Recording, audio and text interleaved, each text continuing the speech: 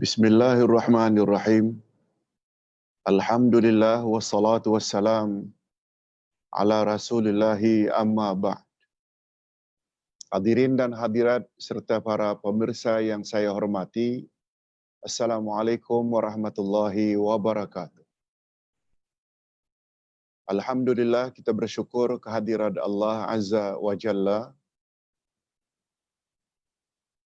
sebagaimana kita dianjurkan oleh baginda Rasul sallallahu alaihi wasallam supaya setiap pagi selesai salat subuh minta kepada Allah, berdoa pada Allah agar dianugerahkan 3 perkara. Ilmu yang bermanfaat, rezeki yang baik-baik dan amal yang diterima. Sebagaimana sabda Nabi sallallahu alaihi wasallam, Allahumma inni as'aluka ilman nafi'a wa rizqan thayyiba wa amalan mutaqabbala. Ya Allah, anugerahkanlah kepadaku ilmu yang bermanfaat, rezeki yang baik-baik dan amal yang diterima.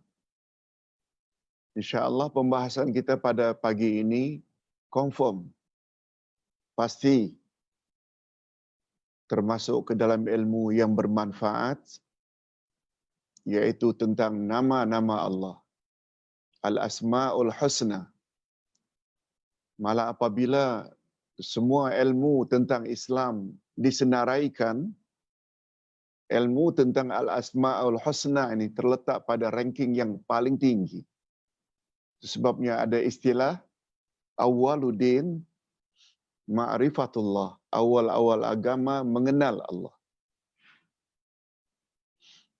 Mengenal Allah ada 2 cara menurut Ahlus Sunnah wal Jamaah. Pertama melalui Al-Asma'ul Husna, yang kedua melalui ayat-ayat Al-Quranul Karim. Itu sebabnya mengapa kita fokus pada ilmu akidah, ilmu Al-Asma'ul Husna dan ilmu tafsir. Okey. Pada pagi ini kita akan bahas sekaligus 3 nama Allah lagi. Yaitu Al-Malik, Al-Malik dan Al-Malik. Ketiga-tiga nama Allah ini berasal dari akar kata yang sama, mem lam kaf.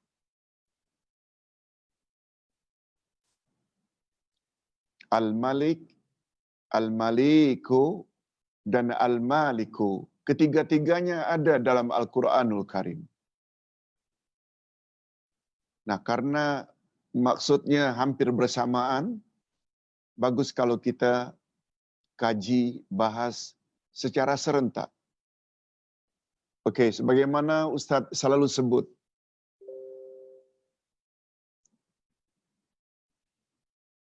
untuk mengetahui nama Allah, ia mesti disebut di dalam Al-Quran oleh Allah Azza wa Jalla, atau paling kurang disebut oleh baginda Rasul sallallahu alaihi wasallam, karena baginda terima wahyu di dalam hadis-hadisnya yang sahih.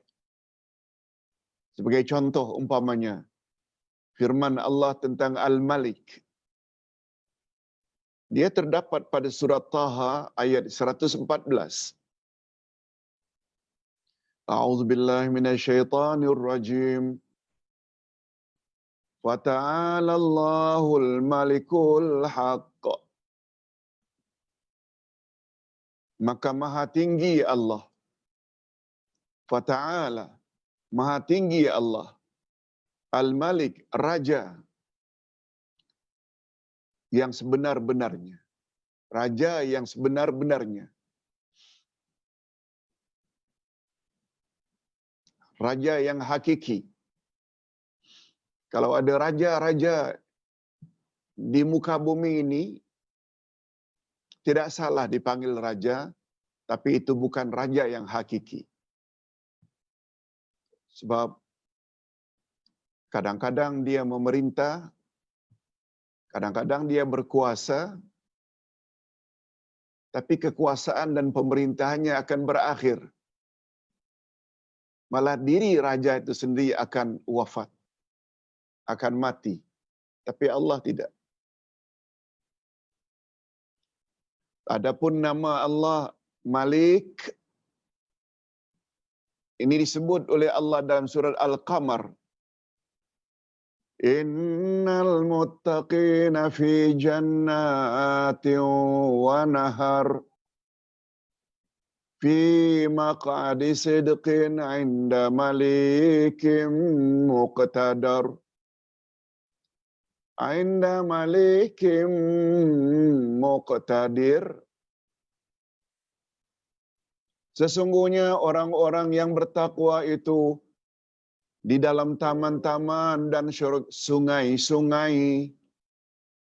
Taman yang di dalamnya ada sungai. Itu tempat orang yang bertakwa. Mudah-mudahan kita semua layak memasuki taman-taman dan sungai-sungai yang dimaksudkan ini di dalam syurga. Di tempat yang disenangi di sisi Tuhan yang Maha Berkuasa. Karena syurga yang penuh dengan keindahan itu adalah miliknya Allah Azza wa Jalla. Bukan milik kita. Itu sebabnya siapa yang layak atau tidak layak masuk syurga sangat ditentukan oleh Allah Azza wa Jalla. Sebab dia Malik. Malik, Malik, Malik sudah jadi bahasa kita. Iaitu milik yang empunya. Nah, ini ayat yang paling popular tentang Malik. Firman Allah dalam surat Al-Fatihah, Malik Yaumiddin. Setengah bacaan di setengah-setengah negara di Timur Tengah, mereka baca pendek. Malik Yaumiddin. Sebagaimana contoh lain, Malikin Nas. Pendek lamnya atau memnya, maaf. Bukan Malikin Nas, tapi Malikin Nas. Kadang-kadang Malik Yaumiddin. Yang maha menguasai atau raja pada hari pembalasan. Nabi Muhammad sallallahu alaihi wasallam sangat melarang manusia diberi nama dengan nama ini. Bahwa itu bermakna mencabar hak Allah. Inna akhna asmin indallahi rajulun tusamma malikul amlak. La malika illallah azza wa jalla.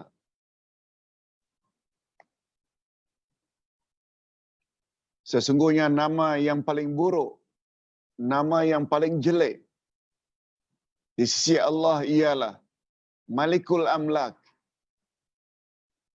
Apa makna Malikul Amlak? Yaitu penguasa yang mempunyai segala kekuasaan. Malikul Amlak maknanya penguasa yang memiliki segala kekuasaan. Kata Nabi, itu adalah nama yang paling buruk. Apa sebab?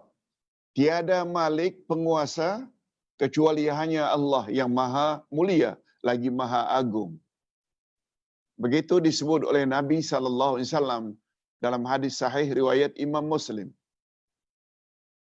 Itu sebabnya bila kita ingin memberi nama, kita kena pilih nama-nama yang baik.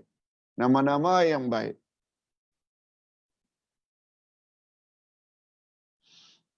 Apalagi nama-nama yang diambil dari Al-Asma'ul Husna dengan meletakkan Abdu di depannya. Abdul Malik boleh. Abdul Rahman boleh. Abdul Aziz. Abdul Jabbar. Abdul Wadud. Dan tentu saja nama yang paling baik adalah Abdullah, hamba Allah. Nah sekarang setelah kita tahu ketiga-tiga nama itu memang ada sumbernya daripada Al-Quranul Karim, membuat kita tidak ragu lagi bahwa itu sebenarnya adalah nama Allah. Cuma tidak cukup sekedar tahu itu nama Allah. Sebagaimana tidak cukup kita sekedar baca Al-Quran. Malah belum cukup walaupun hafal Quran 30 juz. Bila kita tidak faham maknanya. Nah sekarang kita berpindah kepada makna Al-Malik. Al-Malik dan Al-Malik. Al-Malik menurut bahasa disebut oleh ulama, Al-Malik maknanya ihtiwa'u syai' wal qudratu 'ala al-istibdadiyah. An-nafidh al-amru fi mulkihi. Yang dalam bahasa kita lebih kurang membawa makna begini. Al-Malik itu satu istilah dalam bahasa mengandung segala sesuatu. Mengandung segala sesuatu. Kemampuan untuk menghancurkan. Allah kalau menamakan dirinya Al-Malik, dia tidak hancurkan mana-mana kerajaan, walau hebat macam mana, boleh hancur. Maknanya yang memiliki atau kemampuan untuk menghancurkan, kemampuan untuk melaksanakan segala sesuatu di dalam kekuasaannya. Berbeza dengan kerajaan milik manusia. Itu baru sudut bahasa. Perbezaan antara nama-nama tersebut. Malik, Malik, Malik. Ini dia antara lain. Perbezaan nama-nama tersebut. Al-Malik, zat yang mempunyai kekuasaan dan mampu berbuat dengan perbuatannya. Al-Malik, zat yang mampu melaksanakan dengan perbuatannya dan perintahnya. Nah, ada tambahan perintahnya pula. Sedangkan Al-Malik, ini pula bentuk yang menyatakan bersangatan. Sirah mubalaghah. Format yang menunjukkan bersangat-sangatan. Zat yang maha menguasai, lagi maha agung kekuasaannya. Ia adalah suatu nama yang menunjukkan ketinggian yang mutlak di dalam kekuasaannya, di dalam pemilikannya. Dialah zat yang sangat tinggi dan ketinggiannya bersifat abadi, selama-lamanya, azali, abadi. Beza dengan kekuasaan yang dimiliki oleh manusia.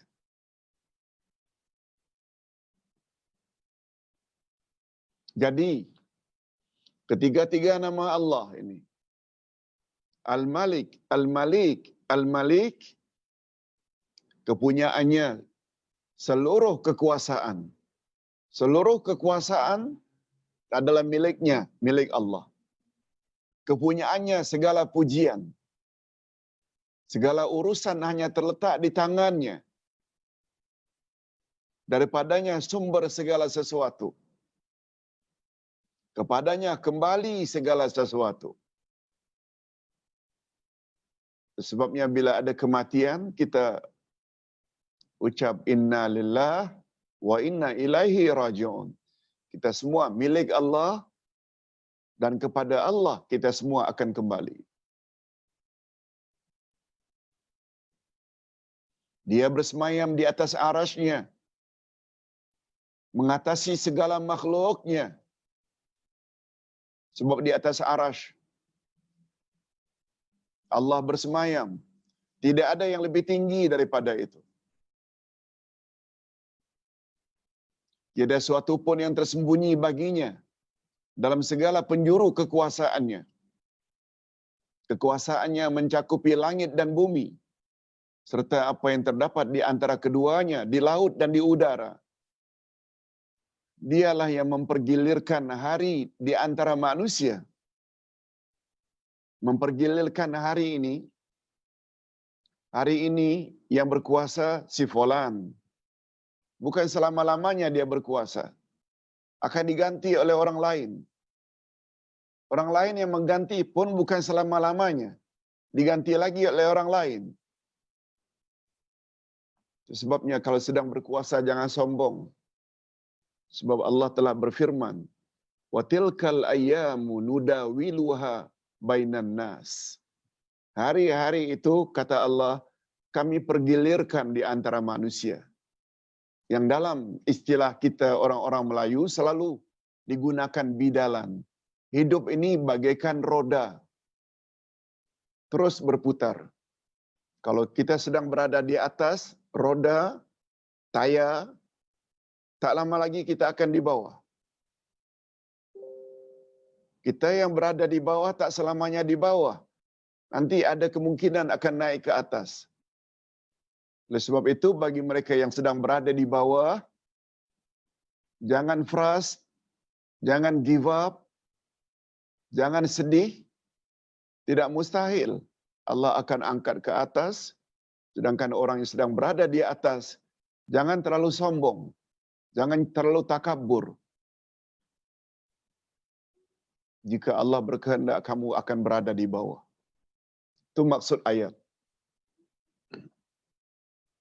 Dialah yang mempergilirkan hari-hari di antara manusia. Dialah zat yang maha berkuasa di dalam semua kerajaan.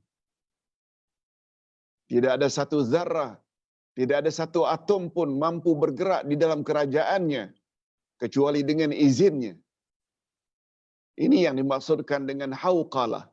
La haula wa la quwata illa billah.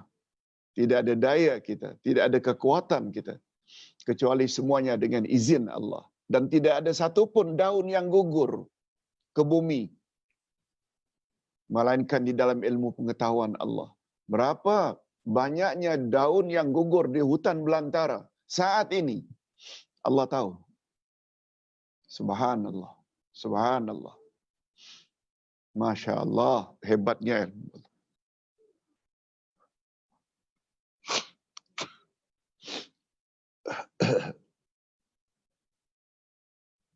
Minta maaf.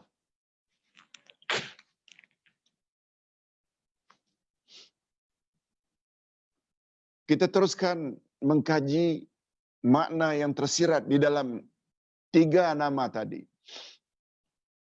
Allah yang memiliki nama Al-Malik. Antaranya dialah zat yang memiliki kerajaan alam semesta. Sebabnya Allah dipanggil Rabbil Alamin, Tuhan sekalian alam atau semesta alam. Dialah yang memiliki perintah dan larangan di dalam kerajaannya. Itu sebabnya pemerintah boleh buat arahan dan larangan? Boleh. Bukan tak boleh. Tapi dengan syarat. Arahan dan larangan tersebut mestilah selaras. Dan tak boleh bercanggah atau bertentangan dengan arahan dan larangan Allah. Sesuai dengan sabda Nabi, La ta'ata li makhluqin fi maksiatil khaliq. Tidak ada ketaatan kepada sesama makhluk dalam perkara maksiat.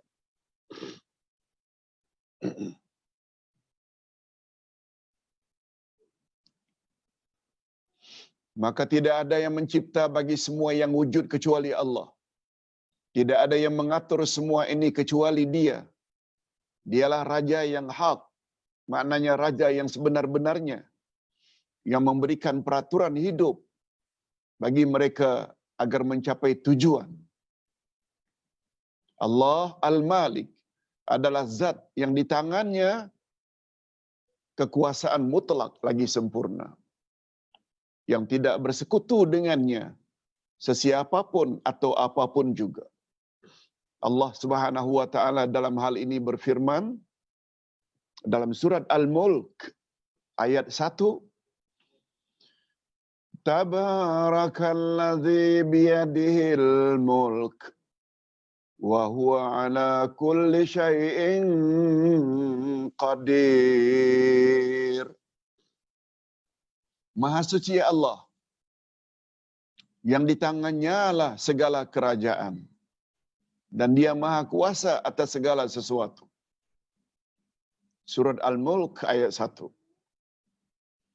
Selain nama Allah Al-Malik mengandungi makna sebagaimana disebut di atas, nama ini juga mencakupi beberapa makna berikut. Selain makna yang telah kita sebutkan di atas, nama Allah Al-Malik ini juga mengandungi beberapa makna yang lain, yang sangat cantik, yang sangat bagus untuk kita fahami. Saya yakin, bila kita memahami dari sudut ini, insya-Allah kita akan jadi orang baik di atas muka bumi. Apa dia, Ustaz? Coba tengok. Nomor 1, bila memahami makna Al-Malik, Al-Malik, Al-Malik, maka tahulah kita perkara ini. Yang pertama ini, dialah yang memiliki semua hukum secara umum. Hukum dengan makna ketetapan. Yang semua makhluk tertakluk dengan hukum Allah. Dan tidak ada satu makhluk pun yang boleh terkeluar daripadanya. Ustaz boleh lihat, maaf, Ustaz boleh sebut di sini ayat yang ke-36. Ayat 36 dari surat Al-Ahzab.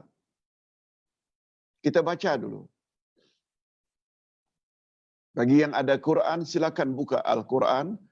Surat Al-Ahzab. Ayat yang ke-36 kalau tidak salah. Untuk menyebutkan bahawa hukum ini hanya milik Allah. Wa ma kana lil mu'min wala mu'minah idza qadallahu wa rasuluhu amra an yakuna lahumul khiyaratu min amrihim wa may ya'sillaha wa rasulahu faqad dhalla dhalalan mubina.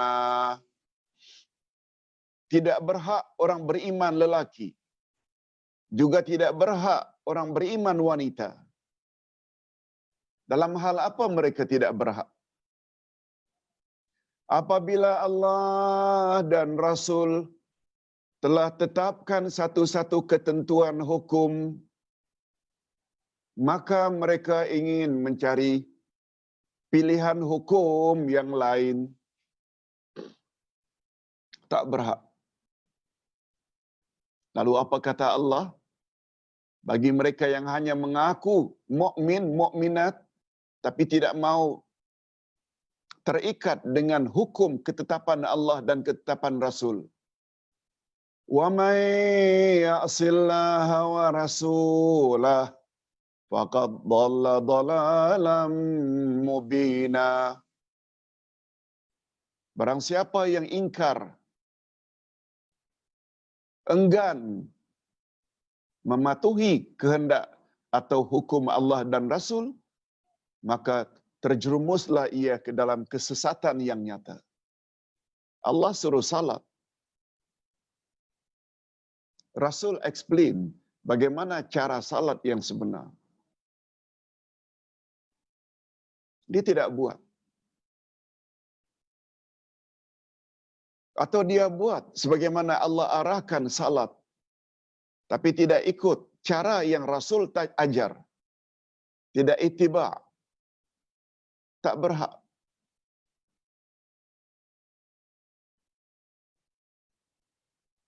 Wa atuz zakah, keluarkan zakat, kata Allah.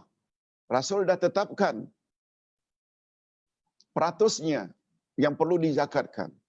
Allah suruh naik haji bila ada kemampuan. Rasul dah ajar dah miqat itu di mana, tawaf berapa pusingan, sa'i berapa kali mundar mandir, ukuf di Arafah berapa hari bulan. Tak mau patuh. Allah sebut dalam surat An-Nur dan surat Al-Ahzab, tutup aurat bila di khalayak ramai. Rasul dah jelaskan dah, untuk aurat laki-laki begini, perempuan begini. Lalu dia tak mau ikut, tidak berhak. Tapi apabila mengaku mukmin atau mukminat, dikatakan kafir, marah, tapi mendedahkan aurat. Ini maksudnya, siapa yang tidak patuh dengan ketetapan Allah dan Rasul, maka terjatuhlah orang tersebut dalam kesesatan yang nyata. Nyata pula itu. Bukan samar-samar lagi sesatnya. Bukan ustaz yang cakap ya.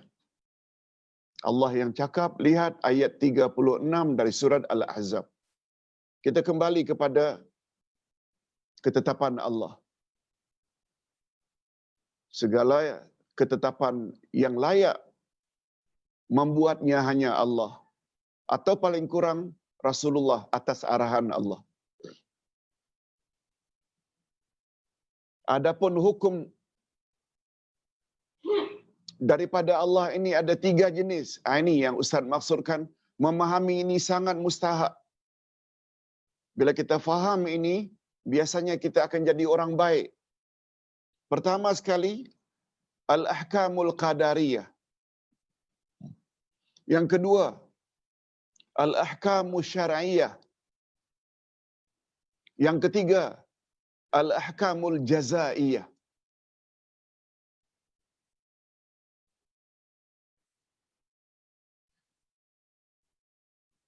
Al-ahkamul qadariyah maknanya hukum takdir. Al-ahkamul syari'iyah hukum agama. Al-ahkamul jazaiyah hukum pembalasan. Ini penjelasannya. Al-ahkamul qadariyah hukum takdir. Betul tak semua kita percaya takdir Allah? Segala sesuatu yang akan menimpa kita, baik atau buruk, semuanya telah ditakdirkan oleh Allah sejak azali. Yes, kita kena faham ini. Kena yakin ini. Maksudnya, segala makhluk terikat dengan takdir Allah. Seperti hukum mengadakan sesuatu atau tidak mengadakannya.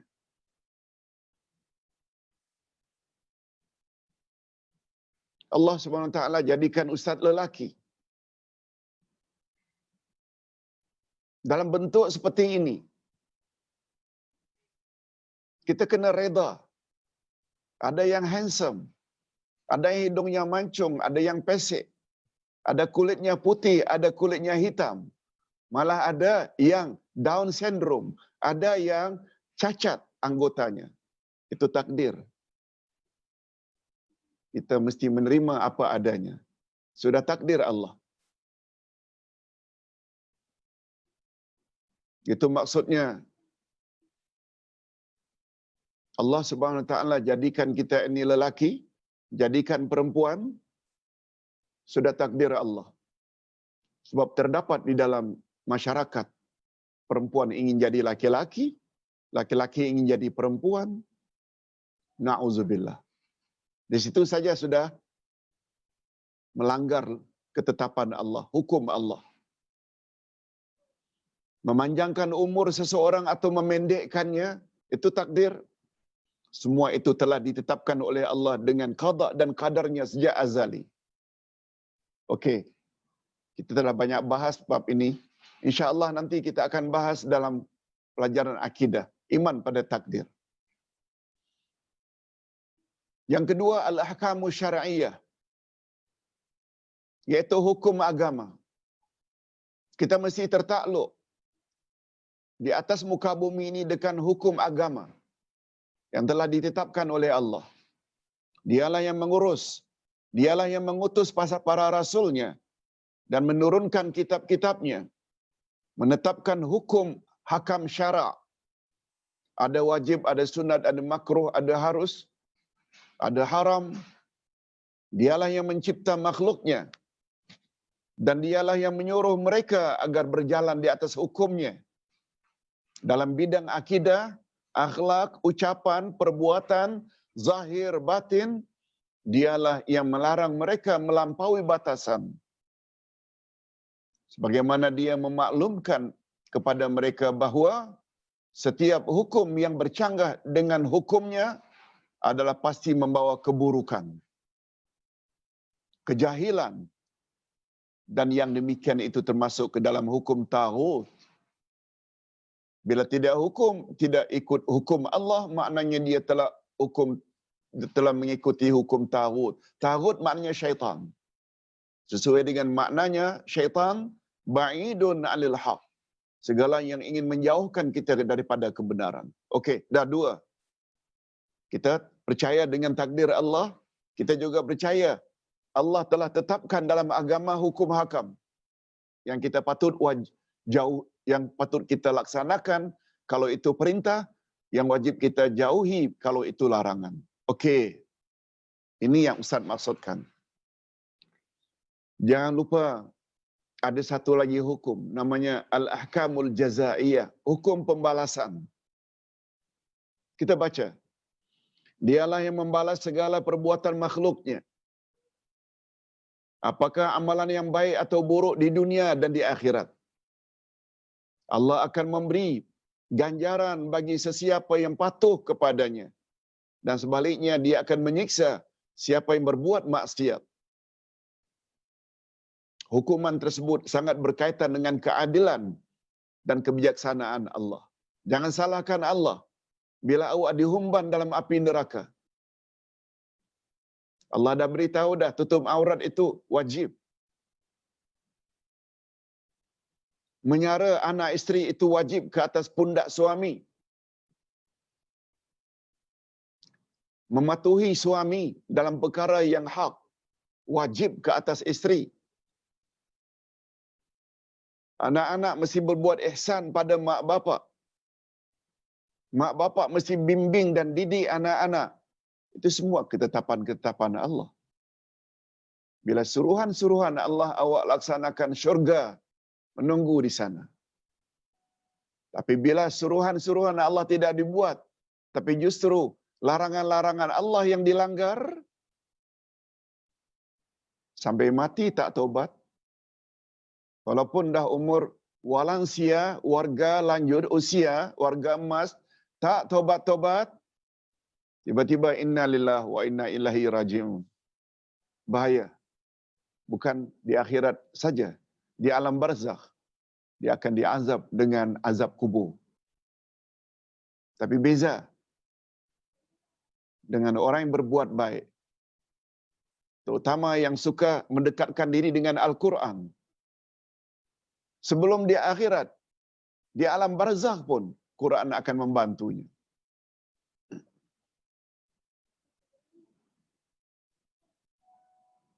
Itu sebabnya kata Nabi, ketika orang beriman ditanya, Man Rabbuka? Dia jawab, Rabbi Allah, Tuhanku adalah Allah. Wa ma dinuka? Apa agamamu? Dini al-Islam, agamaku adalah Islam. Wa man nabiyuka? Siapa nabimu? Nabi Muhammad bin Abdullah. Nabiku adalah Nabi Muhammad, anak lelaki Abdullah. Ingat jawaban itu dijawab oleh amalnya, bukan mulutnya. Sebab Allah sebut dalam surat Yasin, Al-yawma nakhtimu ala afwahihim wa tukallimuna aydihim wa tashhadu arjuluhum bima kanu yaksibun. Pada hari itu kami akan tutup mulut mereka, yang akan menjawab dan yang akan berkata-kata adalah tangan mereka, dan kaki mereka akan jadi saksi terhadap apa yang telah mereka usahakan. Maknanya yang jawab itu amalan. Yang menariknya setelah 3 soalan ini dan betul belaka, malaikat Munkar wa Nakir tanya lagi, wa ma ilmuka? Maknanya, Dari mana semua jawapan ini kamu perolehi? Semuanya betul belaka. Min aina akhazta hadhihi al-ajwibah? Bahasa ringkasnya, wa ma ilmuka. Coba dengar apa kata Nabi. Orang beriman itu menjawab, qara'tul Qur'an wa amantu bihi wa saddaqtu. Sebab di dunia dulu aku baca Quran, lalu aku beriman dengan kandungannya. Selanjutnya aku benarkan dalam tindak tandukku. Benarkan dalam tindak tanduk maknanya suruhan-suruhan Quran dia laksanakan, larangan-larangan Quran itu dia jauhi. Dengan kata lain, dia berakhlak dengan akhlak Al-Quran. Sebagaimana pertanyaan sahabat kepada istri-istri Rasulullah. Bagaimanakah akhlaknya atau budi pekertinya Rasulullah? Istri-istri Rasul hanya menjawab, kana khuluquhu Al-Quran. Kalau kamu ingin tahu bagaimana akhlak tingkah laku budi pekerti Rasulullah, budi pekerti atau akhlak Rasulullah adalah Al-Quran. Maknanya, Rasulullah baca Quran, Rasulullah faham Quran, Rasulullah laksanakan kehendak Quran dalam hidup. Suruhan dibuat, larangannya dijauhi. Itu baru layak dikatakan seseorang itu berakhlak dengan akhlak Al-Quran. Lihat, belum di akhirat lagi, dalam kubur pun Quran sudah tolong kita. Mudah-mudahan kita diberi oleh Allah kekuatan untuk itu. Jadi hukum Al-Malik mengawa makna Allah memiliki hukum-hukum. Hukum-hukum pula terbagi 3. Ada hukum qadariyah, hukum takdir, ada hukum syariah, hukum agama, dan ada yang terakhir al-ahkamul jazaiyah, hukum balasan. Mudah-mudahan kita diberi oleh Allah kekuatan untuk terus melaksanakan perintah Allah, menjauhi larangan Allah sehingga layak mendapat husnul khatimah dan kelak selamat daripada azab kubur dan selamat daripada siksaan Allah neraka di akhirat nanti. Amin ya rabbal alamin. Okey, kita teruskan.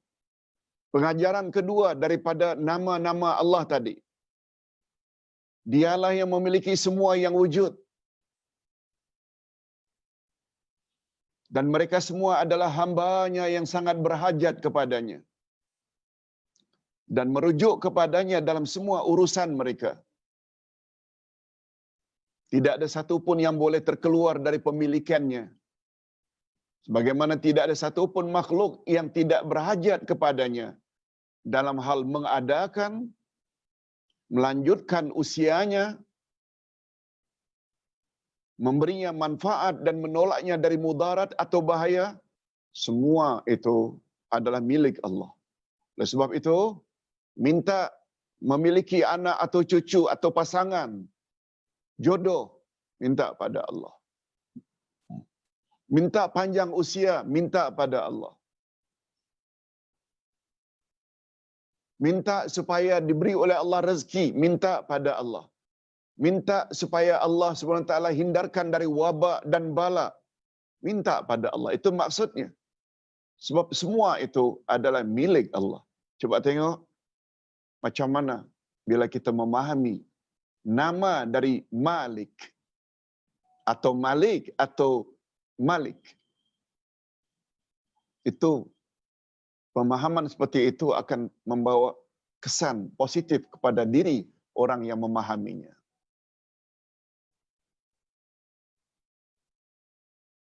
Yang ketiga, kesimpulan yang dapat kita ambil dari 3 nama Allah tadi. Dialah yang menurunkan kitab-kitabnya dan mengutus rasul-rasulnya, memberi hidayah kepada seluruh alam, membimbing golongan yang sesat, membatalkan hujah dan alasan golongan yang degil dan takabur, memberi ganjaran pahala atau siksaan kepada yang layak menerimanya, dan menurunkan sesuatu pada tempatnya. Menurunkan sesuatu pada tempatnya. Semua orang minta kaya. Tapi ingat, memberi rezeki itu, dia adalah subutiyah fi'liyah. Subutiyah fi'liyah maknanya, Allahu Ar-Razzaq, yang maha pemberi rezeki, itu adalah sifat kemuliaan, subutiyah. Fi'liyah pula terikat dengan kehendak Allah. Dia nak bagi banyak ke sedikit, itu terserah pada kehendak Allah. Namun demikian, satu lagi tambahan, dia adalah ikhtiyariyah. Jadi Ar-Razzaq itu, Allah pemberi hidayah, adalah sifat kesempurnaan. Dari sudut itu dia dipanggil subutiyah. Dia berkaitan dengan kehendak Allah, atas sebab itu dia panggil subutiyah fi'liyah. Dan rezeki yang Allah bagi pada manusia juga ada kaitannya dengan usaha manusia. Itu sebabnya dia dipanggil dengan subutiyah fi'liyah ikhtiyariyah. Kita kena ikhtiar. Ikhtiar ni perlu. Sama ada untuk kejayaan dunia atau kejayaan akhirat. Untuk masuk syurga, untuk dapat ganjaran yang banyak di sisi Allah, Ustaz sampaikan, kurangi rehat untuk memberi pendedahan kebenaran, kurangi tidur karena tulis sesuatu yang kita tahu agar dimanfaatkan oleh orang kemudian hari. Manfaat itu akan datang pada kita dalam kubur lagi. Terus menerus yang dipanggil dengan amal jariah atau ilmu yang bermanfaat. Anak-anak dididik supaya anak-anak nanti segala amal salehnya terus mengalir pada mak bapak. Ingat sabda Nabi, bila manusia mati, semuanya terputus kecuali 3. Sedekah jariah, ilmu yang dapat diambil manfaat, dan anak-anak yang saleh yang mendoakannya. Hadis sahih riwayat Imam Muslim. Mudah-mudahan kita diberi oleh Allah kekuatan untuk memiliki ketiga-tiga jenis amalan tersebut. Amin ya rabbal alamin. Yang keempat, dia pada setiap saat, dia pada setiap hari dalam urusannya. Maksudnya Allah setiap hari dalam urusannya sibuk dengan menetapkan, malaikat Mikail turunkan hujan di Shah Alam. Malaikat Israel cabut nyawa orang yang di Jakarta, cabut nyawa orang yang di New York, cabut nyawa orang yang ada di London. Itu maksudnya Allah setiap hari dalam urusannya. Terus menerus. Coba lihat, itu baru 2 malaikat. Mikail dengan Israel. Macam mana arahan Allah kepada malaikat-malaikat Munkar wa Nakir, Raqib dan Atid, kiraman, katibin, tanya orang yang mati dalam kubur. Terus menerus Allah sibuk dengan urusannya. Yang dilaksanakannya dengan mudah karena kehebatannya. Itu maksudnya dia pada setiap hari dalam urusannya. Dia mengampuni dosa, menghilangkan kesusahan, mengayakan orang kafir, orang fakir, memberi petunjuk orang yang sesat, memuliakan sesuatu kaum, merendahkan kaum yang lain, mengangkat suatu kaum, merendahkan kaum yang lain, merubah urusan apa yang dia kehendaki, supaya hamba-hambanya mengetahui betapa sempurna kekuasaannya, dan pasti berlaku segala kehendaknya. Sebabnya, kita bila berhajat, tujukan hajat kita, permohonan kita kepada Allah Azza wa Jalla. Dia akan kabulkan bila kita memohon dengan ikhlas dan menjaga adab-adabnya. Okey. Sekarang kita ingin bahas pula bab jika Al-Malik, Al-Malik, Al-Malik itu digandingkan dengan nama Allah yang lain. Ini dia. Setiap nama Allah mempunyai keistimewaan tersendiri. Namun jika satu namanya disebut secara bergandengan dengan namanya yang lain, maka maksudnya akan bertambah luas.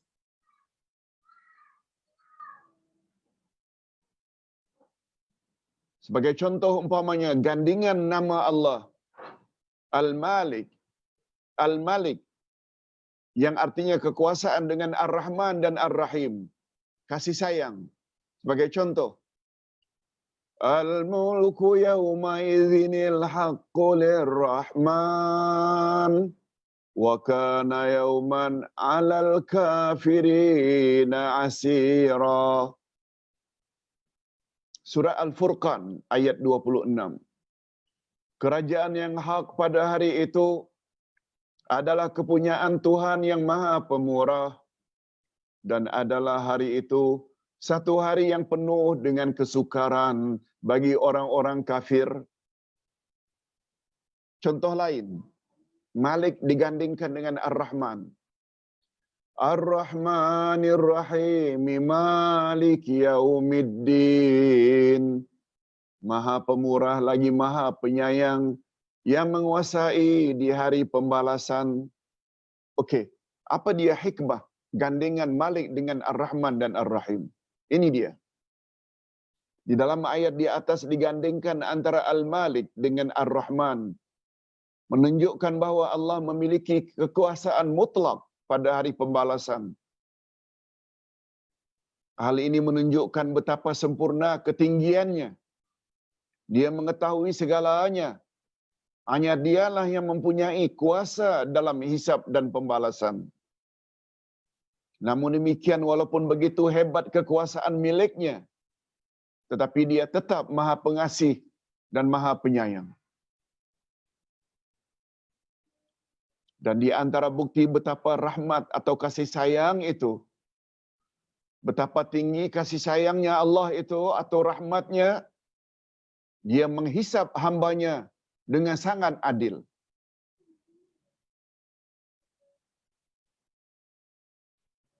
Sebabnya terbayang oleh kita, walaupun dia layak mengazab orang yang durhaka, tapi dia masih beri peluang lagi. Tobat, minta ampun padaku, akan aku ampunkan. Cuma manusia saja yang degil, tak mau segera tobat. Delay. Tiba-tiba innalillah.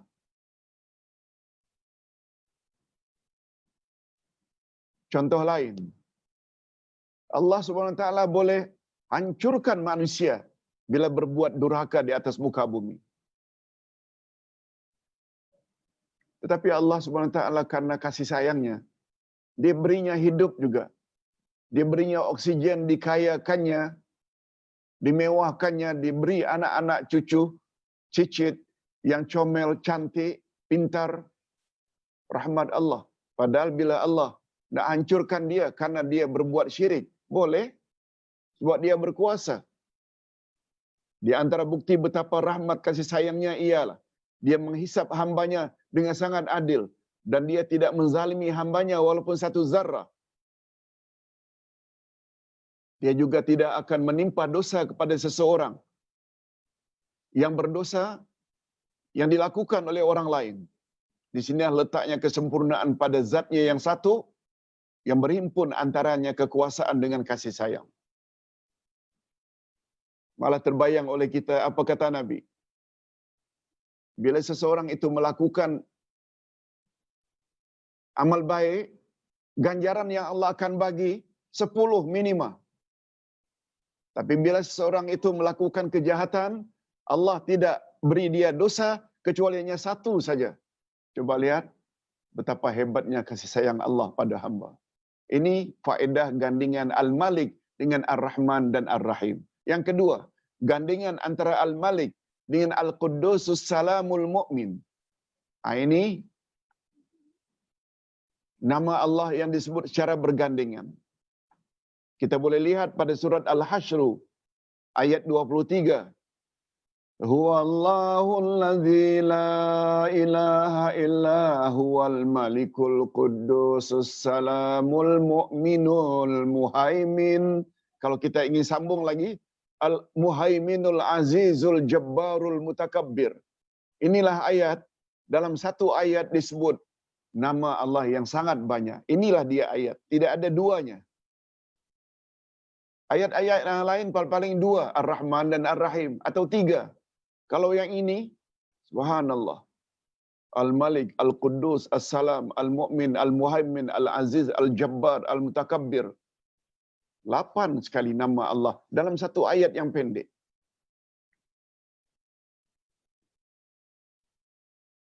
Dialah yang maha, dialah Allah yang tiada Tuhan selain dia. Dialah Raja yang maha suci, maha sejahtera, yang mengurniakan keamanan. Gandengan nama Allah, maha berkuasa dengan Al-Quddus, maha suci, untuk menjelaskan bahawa walaupun Allah berkuasa dan mampu menewaskan dan mengalahkan serta memaksa, maka namun Allah adalah maha suci di dalam kekuasaannya daripada kekurangan, daripada kezaliman dan penganiayaan. Tidak, Allah maha suci dari itu semua. Beza dengan manusia. Bila dah berkuasa saja, dah mula salah gunakan kuasa. Zalimi orang-orang yang dia tidak suka. Gunakan harta rakyat untuk kesenangan diri. Itu penguasa. Kalau Allah Subhanahu Wa Taala tak macam itu. Maha suci Allah daripada sifat-sifat itu. Walaupun dia mampu. Adapun gandengan nama Allah tersebut dengan namanya As-Salam pula. Iaitu Maha Selamat. Atau Maha Pemberi Keselamatan. Untuk menjelaskan bahawa walaupun Allah Maha Berkuasa, namun dia senantiasa selamat. Dan menyelamatkan hamba-hambanya daripada kezaliman dan penganiayaan.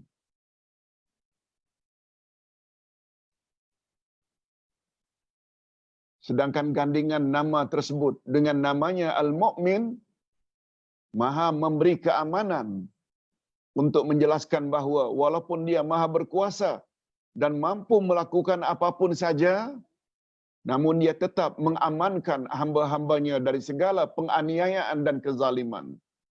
Dia mengamankan mereka dari rasa takut. Coba lihat, berapa banyak orang-orang zaman dahulu, alim ulama, terutama para nabi dan para rasul. Apa saja yang dibuat oleh kaumnya, penentangan yang dibuat oleh kaumnya, cemohan dan tuduhan bermacam-macam. Para rasul dan para nabi tenang saja. Sebab dia tahu, kalau yang satu itu tidak izinkan mereka, mereka tak akan mampu untuk mematikan. Sebab mematikan dan menghidupkan itu adalah hak Allah. Itu maksudnya membuat mereka jadi tenang. Demikianlah selanjutnya jika nama Allah itu digandingkan dengan apapun al-asma'ul husna yang lain, maka ia pasti menunjukkan bahawa kekuasaannya yang mutlak itu mengandungi maksud kekuasaan yang membawa kasih sayang, kesucian, keselamatan, keamanan, dan kemuliaan. Kekuasaan seperti ini hanya ada pada sisi Allah Azza wa Jalla dan tiada sekutu bagi Allah. Tidak ada satu pun yang boleh menandingi kekuasaan yang seperti itu. Itu hanya ada pada sisi Allah Azza wa Jalla. Ini yang dimaksudkan. Mengetahui al-asma'ul husna ini adalah sesuatu yang sangat mustahak, mengatasi dari segala-galanya. Sebab dia akan membawa kesan kepada pribadi orang yang memahaminya. Okey. Sekarang kita masuk pula topik baru, kehebatan nama-nama itu. Al-Malik, Al-Malik, Al-Malik. Di antara kehebatan nama Allah Al-Malik, Al-Malik, Al-Malik dapat kita lihat dan ketahui dengan jelas dan nyata seperti beberapa contoh di bawah ini. Pertama sekali, kekuasaan Allah itu dikaitkan dengan pujian. Dia berkuasa tapi dia senantiasa terpuji. Allah berfirman, Yusabbihu lillahi ma fis samawati wa ma fil ard. Lahul mulku wa lahul hamd. Wa huwa ala kulli syai'in qadir. Bertasbihlah kepada Allah. Apa yang ada, bertasbih kepada Allah. Apa yang ada di langit dan apa yang ada di bumi. Hanya Allah lah yang mempunyai kekuasaan, semua kerajaan dan semua pujian. Dan Dia Maha Kuasa atas segala sesuatu. Surat At-Taghabun ayat 1. Ayat ini menunjukkan bahawa kekuasaan Allah diikuti dengan segala kepujiannya dalam semua keadaan dan masa. Sememangnya antara kekuasaan dan kepujian adalah dua yang tidak boleh dipisahkan. Dia berkuasa, Dia pula terpuji. Oleh itu, sebagaimana mustahilnya sesuatu yang wujud ini terkeluar dari kekuasaannya, maka juga adalah mustahil yang wujud ini terkeluar daripada kepujiannya dan kebijaksanaannya. Sesungguhnya gandingan kekuasaan bersama kepujian menunjukkan kemuncak kesempurnaan dan keagungan. Cuma ingat ya, gandingan itu hanya ada pada Allah sahaja. Tidak semestinya ada pada insan. Walaupun kadang-kadang ada juga. Dia jadi penguasa dan dia baik dengan rakyatnya sehingga dia dipuji. Tapi ada juga yang berkuasa yang mendapat celaan, kutukan dan laknat daripada rakyatnya. Ada juga. Maha suci Allah Subhanahu wa taala dari memiliki sifat tersebut. Maha suci Allah. Dia berkuasa, dia juga sangat terpuji. Sebab segala ketetapannya itu adalah baik belaka bagi manusia. Yang kedua, kekuasaan Allah itu dikaitkan dengan kekal abadi. Ini dia. Allah bila berkuasa, kekuasaannya itu selama-lamanya. Berbeza dengan kekuasaan yang ada pada manusia. Walaupun memerintah sampai 500 tahun. Ustaz buat contoh. Kata Profesor Wahbah Az-Zuhaili, Raja Namrud itu, Raja Zalim di zaman Nabi Ibrahim, dia memerintah 500 tahun. Jadi raja. Tapi betul tak?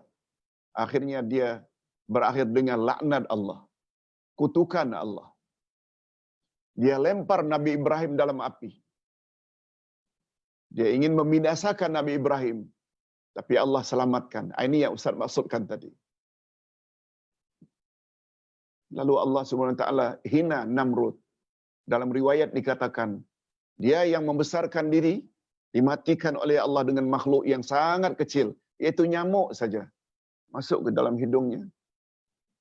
Akhirnya mati. Itu macam mana Allah tidak menghina orang yang bersifat sombong dan takabur. Oleh sebab itu, ambil pengajaran daripada ini semua. Cuma ini semua hanya boleh difahami dan diambil pengajaran bagi orang yang bukan hanya baca Quran, tapi faham tafsirnya, faham sejarahnya. Baru. Sebabnya jangan lupa, mudah-mudahan tidak membosankan, kewajiban kita terhadap Quran ada berapa? 5. Iman, baca, tilawah, faham, amalkan, dan sebar-sebarkan pada orang lain. Okey. Adapun bila dikaitkan kekuasaan Allah ini dengan abadi selama-lamanya, coba lihat apa kata Allah dalam hal ini. Fata'alallahul malikul haqq. La ilaha illa huwa rabbul arshil karim. Maka maha tinggi Allah, Raja yang sebenarnya. Tidak ada Tuhan selain Dia. Tuhan yang mempunyai arasy yang mulia. Walam yakul lahu syarikun fil mulk wa khalaqa kulla syai'in faqaddarahu taqdira. Dan tidak ada sekutu baginya dalam kekuasaannya, dan Dia telah menciptakan segala sesuatu, dan Dia menetapkan ukuran-ukurannya dengan serapi-rapinya. Al-Furqan ayat 2. Okey. Dua ayat di atas, yaitu Al-Mu'minun ayat 116 dan Al-Furqan ayat 2, menunjukkan bahawa kekuasaan Allah diiringi dengan kebenaran yang berkekalan selama-lamanya, tanpa kekurangan dan tanpa akhirnya. Kekuasaan Allah ini tiada sekutu baginya, maknanya tidak ada yang menandinginya dalam kekuasaannya, dan Allah Subhanahu Wa Taala tidak memerlukan bantuan dari seseorang pun dalam kekuasaannya. Tak. Allah Maha berkuasa. Nah, sekarang tidak kurang pentingnya topik kita. Apa dia, Ustaz? Setelah 1 jam tepat kita bercakap tentang nama Allah tadi, kita dengar dengan tekun, kita faham, barulah namanya ilmu itu berguna bila memberi kesan apa yang kita fahami tadi pada diri kita. Jadi belajar bukan sekedar mengetahui secara teori. Ilmu mesti diamalkan. Orang-orang Arab kata, al-ilmu bila amalin kasyajari bila samarin.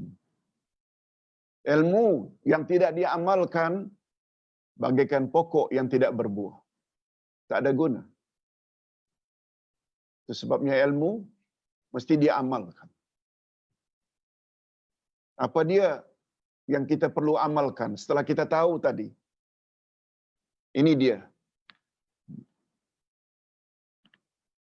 Kesan daripada memahami nama Allah tadi, beriman pada nama Allah tadi. Jika kita sudah meyakini bahawa Allah Subhanahu Wa Taala itu adalah Tuhan sebagai raja daripada segala raja, dan tiada ada satu kuasa pun yang boleh menandingi dan menyekutukan kerajaannya, maka keyakinan itu pasti akan membawa kesan kepada hambanya itu. Dia akan memohon segala yang boleh mendatangkan kebaikan. Hanya kepada Allah saja dia akan memohon segala yang boleh mendatangkan kebaikan. Mengharapkan sesuatu dan memohonkan perlindungan Allah. Kita pasti akan sangat berhajat kepadanya dalam semua keadaan dan bergantung sepenuhnya kepada Allah. Itu kesannya. Dan tidak ada satu pun dalam hidup ini kita boleh terlepas daripada kekuasaan Allah. Sebabnya bila dapat cobaan, jangan panik. Ustaz terbaca pagi tadi kata-kata Imam Az-Zamakhsyari. Apa kata beliau? Barang siapa ditimpa bala, ujian, cobaan, lalu dia menggelabah atau panik, Allah Subhanahu Wa Taala akan serahkan orang tersebut kepada kepanikannya, kepada gelabahnya. Siapa yang menghadapi cobaan Allah, wabak ke, balak ke, sakit ke, dia hadapi dengan menggelabah, dengan panik, kata Imam Az-Zamakhsyari, Allah akan serahkan dirinya kepada sikap menggelabahnya itu. Tetapi barang siapa yang menghadapi suatu ujian, bala, kembali kepada Allah, mengharap pada Allah, mohon dilindungi oleh Allah, niscaya Allah Subhanahu Wa Taala akan beri dia perlindungan. Niscaya Allah Subhanahu Wa Taala akan beri dia solusi untuk mengatasinya. Dalam bentuk apa solusi itu? Mungkin barangkali tergerak hatinya untuk berusaha mencari obat, secara obat yang bersifat moden ke, obat yang bersifat tradisional ke, ruqyah ke, dengan baca Quran ke, itu juga adalah penyelesaian. Allah gerakkan hatinya dan selanjutnya Allah kabulkan. Sekali lagi, ingat kata-kata Imam Az-Zamakhsyari. Siapa yang menghadapi ujian dengan panik, menggelabah, Allah akan serahkan diri orang itu kepada kepanikannya, kepada sifat gelabahnya. Maksudnya dia tidak akan tenang selama-lamanya. Tapi apabila seseorang yang mendapat cobaan, langsung dia kembali pada Allah, mohon perlindungan pada Allah, baca doa, berusaha semampunya, cari obat, niscaya Allah akan beri dia jalan keluar apa yang dia mohonkan. Allah akan lindungi dia, Allah akan protect dia. Hadirin dan hadirat rahimakumullah. Itu sebabnya Rasulullah sallallahu alaihi wasallam berwasiat kepada puteri kesayangannya, Sayyidatina Fatimah binti Muhammad sallallahu alaihi wasallam, agar jangan lupa mengamalkan doa ini pada setiap pagi dan petang. Ini sudah jadi amalan kita. Ustaz ada tulis di dalam buku wirid Rasulullah pagi dan petang, ini dia. Menunjukkan kita serahkan diri kita ini bulat-bulat pada Allah dan minta pada Allah, jangan biarkan diriku, jangan engkau biarkan diriku walau sekelip mata. Ini dia ayatnya atau hadisnya atau doanya. Kita baca sama-sama. Ya Hayyu Ya Qayyum bika astaghith fa aslih li sya'ni kullah wa la takilni ila nafsi tarfata ain. Ya Allah, ya Allah, yang maha hidup lagi maha mengurus segala makhluk terus-menerus tanpa henti. Kepada engkau sajalah aku memohon pertolongan. Astaghith. Oleh itu perbaikilah semua urusanku. Maka janganlah engkau biarkan aku walau sekelip mata. Walau sekelip mata. Kita tak mau Allah abaikan kita. Sepenuh masa kita minta Allah itu bimbing kita, kawal kita, protect kita. Menurut Al-Hakim, ini sebagai penjelasan, dan Az-Zahabi, hadis ini sahih. Doa itu bagus kita amalkan. Lihat kitab Sahih At-Targhib wa Tarhib jilid 1 muka surat 273 dan Ustaz Salim dalam buku Ustaz nukil dalam buku Ustaz Wirid Rasulullah pagi dan petang, lihat muka surat 57 hingga 58. Besar ganjarannya. Mudah-mudahan apa yang kita sampaikan ini ada jugalah manfaatnya. Dan apa yang kita dengar selama ini lebih kurang 1 jam memberi kesan kepada diri kita menjadi orang yang baik insya-Allah. Terutama sekali Ustaz ingin ingatkan terhadap 3 hukum tadi. Jangan hanya percaya pada takdir. Kita juga mesti percaya Allah telah tetapkan hukum-hukum tertentu. Kita juga percaya bila kita patuhi hukum Allah, hukum syarak, kita akan dapat balasan di sana nanti. Yang pertama disebut dengan al-ahkamul qadariyah, hukum takdir. Yang kedua namanya al-ahkamul syar'iyyah, hukum syarak, hukum agama. Dan yang terakhir al-ahkamul jazaiyah. Hadirin dan hadirat rahimakumullah. Ini dulu yang dapat Ustaz sampaikan. Dan sebelum Ustaz jawab, jika ada pertanyaan, Ustaz ingin buat sedikit pengumuman terlebih dahulu. Ini pengumuman ini sangat penting. Apa dia, Pak Ustaz?